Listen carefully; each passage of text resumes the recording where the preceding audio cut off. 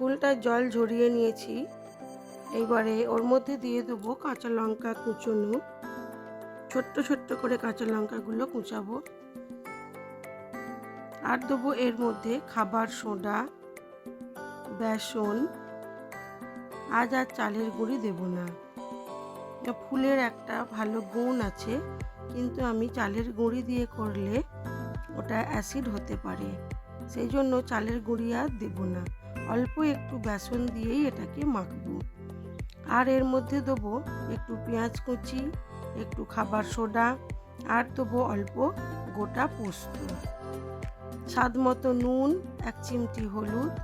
সব কিছু দিয়ে খুব ভালো করে এটাকে মেখে নেব।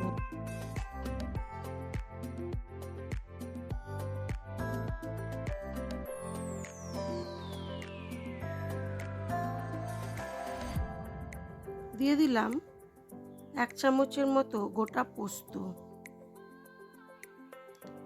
পোস্তগুলো মুখে পড়লে খেতেও ভালো লাগবে, এবং পোস্তর তো একটা ভালো গুণ আছেই,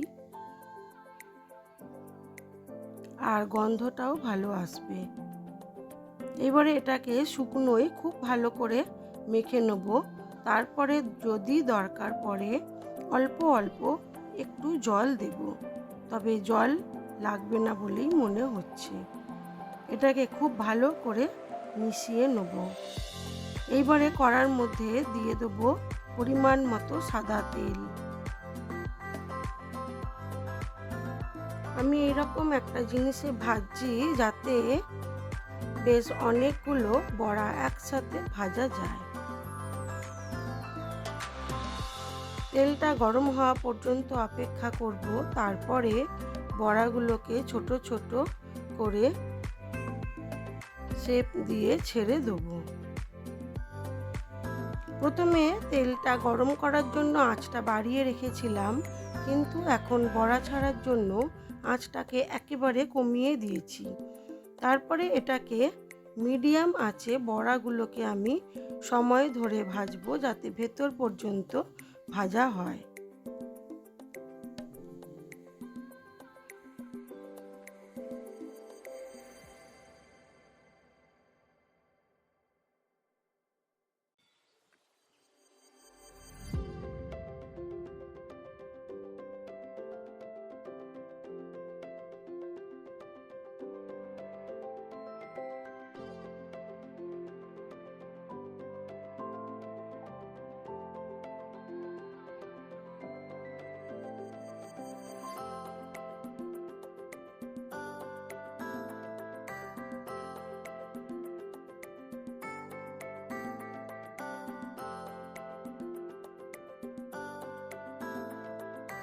এবারে আমি এগুলোকে উল্টে পাল্টে লাল ও মচমচে করে ভেজে তুলে নেব।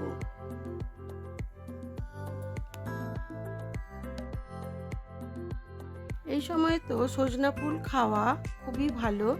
আমি আর একটা রেসিপি করেছিলাম কয়েকদিন আগে, সজনা ফুলের পোস্ত। সেটাও আপনারা চাইলে আমার চ্যানেলে দেখে নিতে পারেন।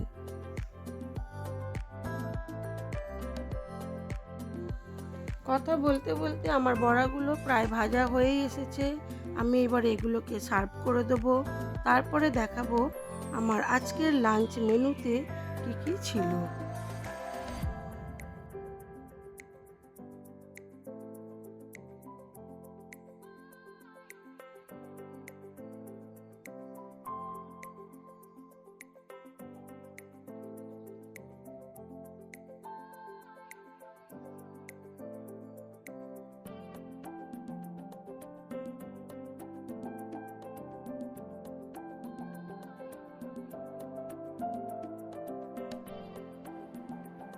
বড়াগুলো আমার ভাজা হয়ে গেছে। আমি এবার এগুলোকে তুলে নেব, তুলে সার্ভ করে দেবো। তারপরে এগুলো এমনি এমনিও খাওয়া যায়, খুবই ভালো খেতে হয়েছিল।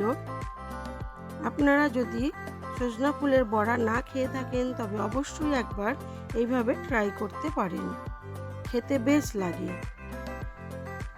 এবারে চলুন দেখাই আমার আজকের লাঞ্চ মেনুতে কী কী ছিল।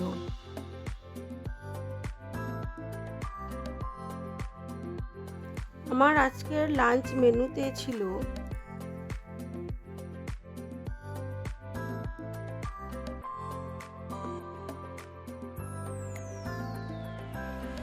সাদা ভাত, সজনা ফুলের বড়া ভাজা, ছিল লেবু আর কাঁচা লঙ্কা তো অবশ্যই থাকবে, আর ছিল বাঁধাকপির তরকারি, লাউয়ের ঘন্ট, আর ছিল কাতলা মাছের একটা কারি। আজ এইটুকুই। সবাই ভালো থাকবেন, সুস্থ থাকবেন, নিজেদের খেয়াল রাখবেন। আমার ভিডিওটি কেমন লাগলো অবশ্যই জানাবেন। ভালো লেগে থাকলে লাইক, শেয়ার, কমেন্ট করবেন।